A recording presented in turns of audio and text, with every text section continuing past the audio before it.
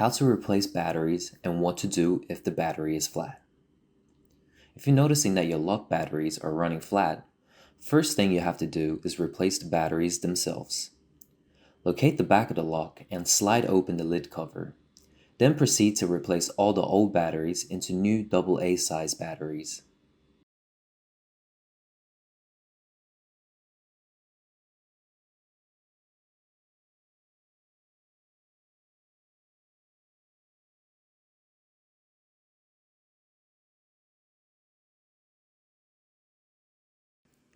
If your lock runs out of battery while you are out and you can't access the door by using any of the access method, first thing is to check if you have the physical door key with you, which you can unlock the door by locating the keyhole underneath the lock.